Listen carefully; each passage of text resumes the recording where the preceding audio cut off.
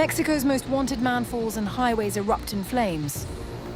85 blockades, 27 cowardly attacks, 25 National Guard members killed in a single night of retaliation after Mencho dies in custody. A $15 million target is gone, but at what cost? Has Mexico struck a decisive blow or ignited a far deadlier war?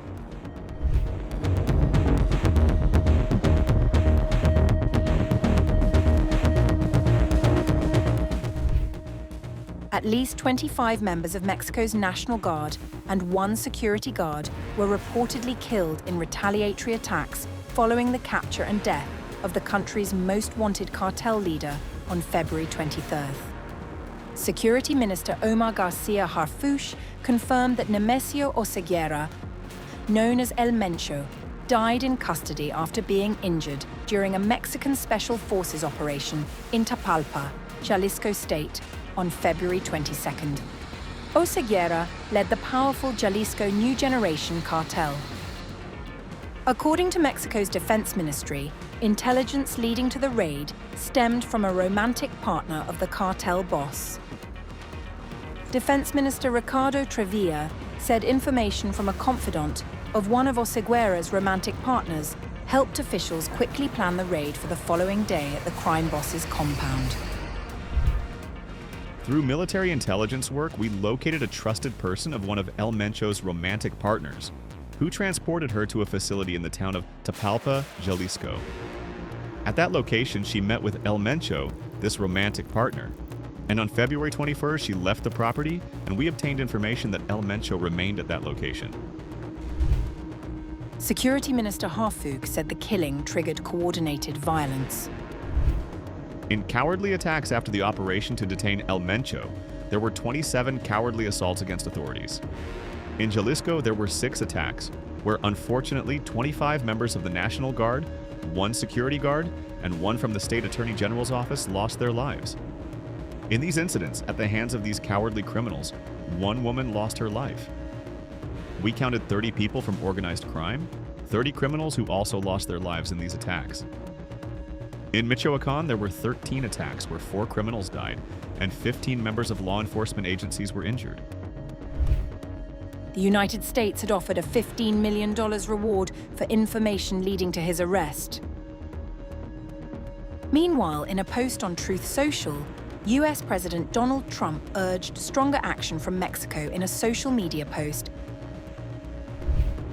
Great interview of American patriot Derek Maltz by Wonderful Fox and Friends host Lawrence Jones, who is terrific. Mexico must step up their effort on cartels and drugs. The post followed confirmation of Oseguera's death and the ensuing violence. Mexican President Claudia Sheinbaum addressed the nation Monday, announcing that highway blockades had been cleared and normal activity restored. We woke up today without any blockades on any of the highways, and practically all activity has been restored. She outlined the establishment of a national command center to coordinate federal and state responses. It's important that you know that a command center is being maintained today anyway, a national coordination. Where the secretary is, the secretaries are there, their teams, the Interior Ministry to be in coordination with all the state governments.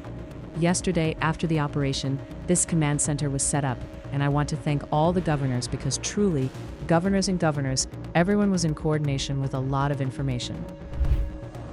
She also praised Mexico's armed forces and extended condolences.